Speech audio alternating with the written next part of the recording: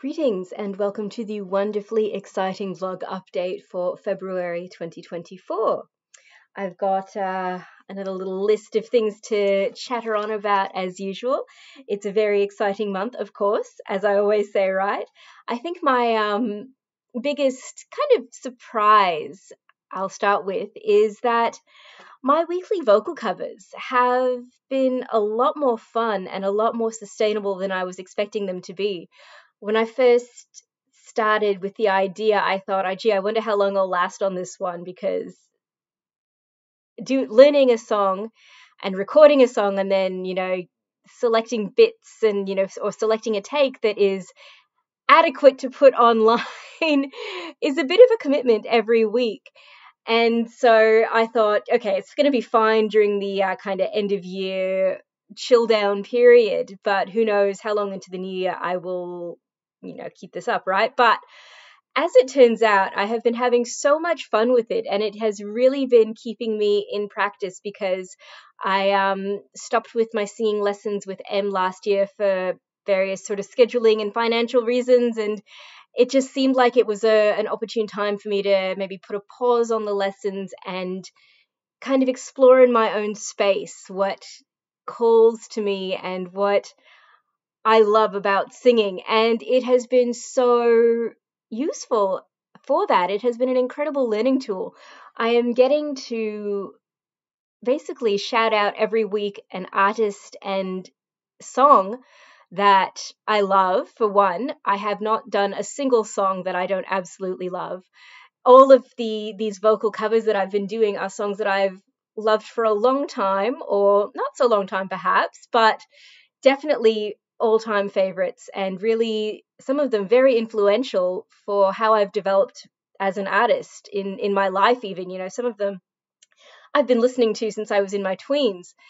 And it's just been such an eye-opener for me in terms of getting insight into myself and what drives me and what I love about music, getting to do these weekly covers. So I'm very excited, and probably unsurprising to anyone at all who knows me, I have been listing out all of the different songs that I would like to learn and cover on this vlog channel at some point. And I've now got well over a year's worth of songs that I want to cover here on the vlog.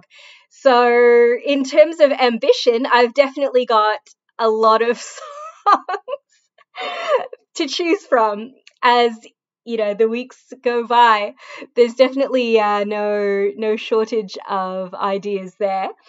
I guess it's really just a matter of carving out the time every week to learn each song adequately. And, to be fair, it's not just 1 week, because like I said, these are all favorites of mine that I've loved for a long time. So it'll be a week of intense review perhaps, but I've definitely been singing along to all of them for far longer than a week. We'll put it that way, right? So yeah, I'm looking forward to that. And I've also branched into, as of this last vocal cover, if you've checked it out, it's my first Spanish one.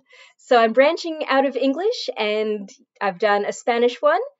Bebé siempre. I can't even pronounce it when I'm in conversation, but hopefully my pronunciation wasn't this bad in the actual song. But it is Bebé siempre me querrá. Okay, yes, that was the last cover that I did, and I loved that song so much.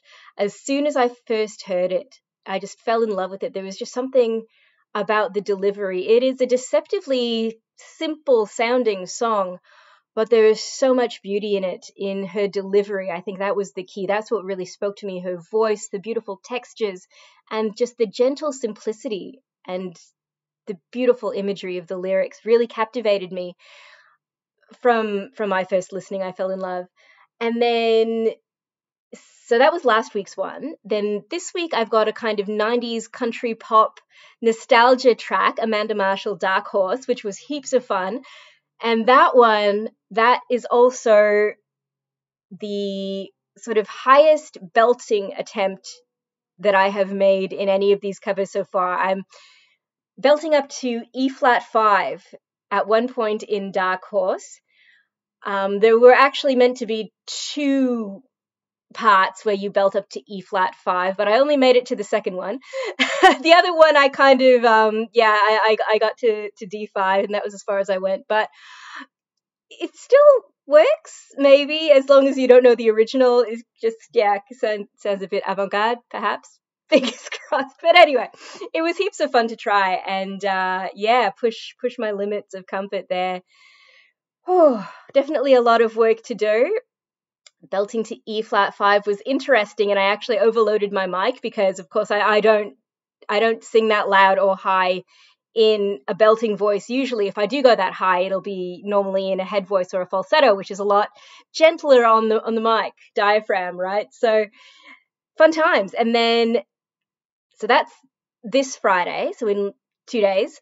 And then the next one after that will be a French song, which I am very excited about. I loved this song when I first heard it as well. It's L'Alizé by Alizé, who was a very popular French singer in sort of early 2000s. And it's a really fun story that I have.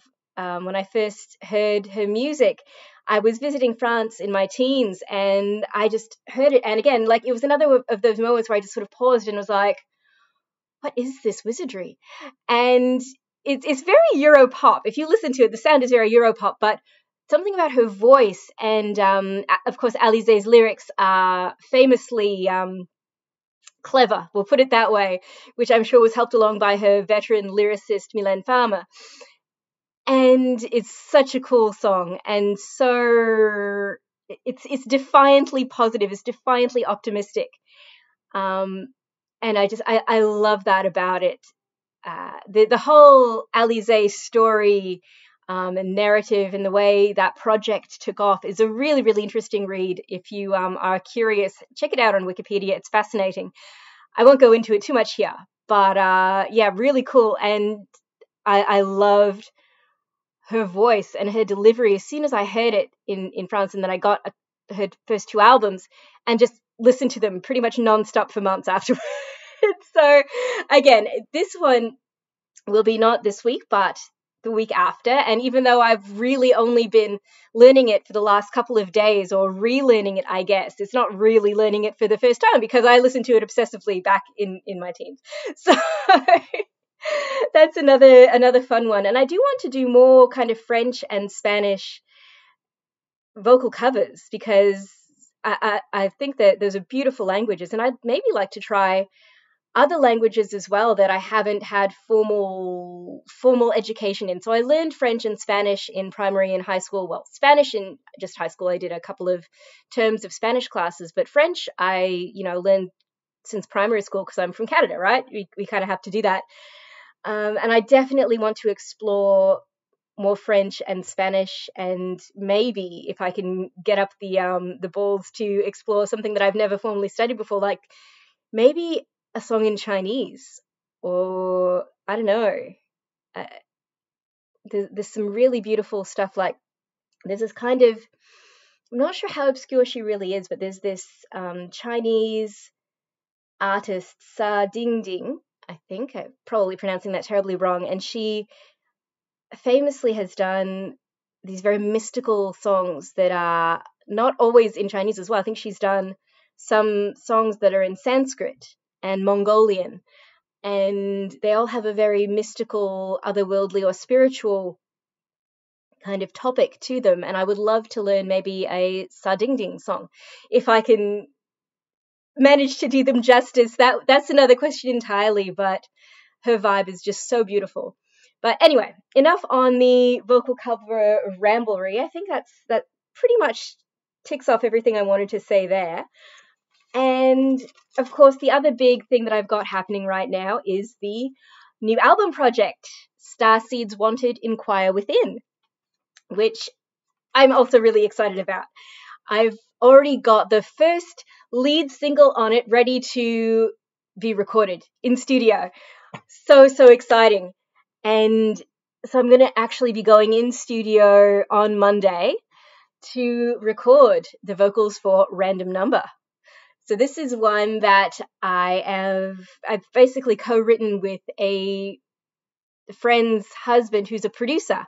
And it's so funny the way this one unfolded. So I had been in touch with my friend to see if she or anyone she knew might be interested in collaborating, on STARSEEDS Wanted, Inquire Within.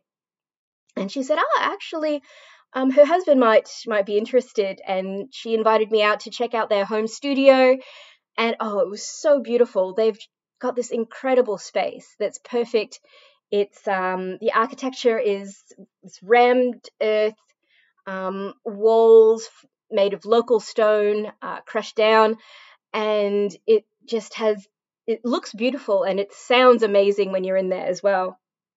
And basically, so we had this big long chat, and we listened to some of the music that they'd been working on, and then they decided to pop me on a mic just for some sort of vocal playtime for about half an hour, and they had me kind of sing this word cloud, this sort of randomly generated series of words in different ways across my vocal range. And then, once they got a good collection of that stuff, they then had me say random phrases and words and then just like make noises with my voice. And it was so much fun. I had an absolute blast. I loved it. And I left feeling so cheerful. It's like, that was so much fun. And then exactly 1 week later, Michael got back to me with this kind of demo that he had made of kind of a mashup of all of the vocals, well, not all of the vocals obviously, but like a mashup of the vocal samples they'd gotten from me, like variously FX'd and format shifted and arranged with all this amazing ear candy. And it is so cool. I love this track. It is really catchy and perky and like super, super quirky. I've described it as kind of Suzanne Vega meets Nina Geraci kind of vibe. And so the way that Michael likes to work is that he basically does that kind of mashup of the vocals of the artist, and then he sends it over to them, and then they write the lyrics to go to that vocal melody or those vocal melodies, depending on which ones you want to run with. And so that's what I did. I listened to the track, fell in love with it, and just started writing the lyrics for these vocal melodies that he had worked in, or I guess kind of created from that kind of Frankensteining of my vocal samples, which was so cool. I've never used this approach before, and it works really, really well. I love it. They loved the lyrics that I came up with, and so I'm heading in on Monday to record them at their place, and that, I reckon, is going to be the lead single for STARSEEDS Wanted, Inquire Within. So that's very exciting. I am so stoked. And of course, we also have other tracks for it that are already in process. So another sort of singer-songwriter that I know has gotten in touch, and we started working on a duet together called I.O. And that one is very, very cool, very, very interesting. It's kind of dreamscapey, like waking versus asleep kind of persona interaction. It's really cool. I'm loving that concept as well, and the way we got to it is very, very kind of meditative or kind of mystical collaborative. It's really cool the way we've been kind of catching up on Zoom and writing that one together. And then, of course, my singing teacher, has also been in, touch with some ideas. Well, she hasn't told me what her ideas are. She's got some ideas, and I am super keen to learn what those ideas are. We just need to find some time to like get together and explore them. So that is also very exciting because I love working with Em. She is wonderful.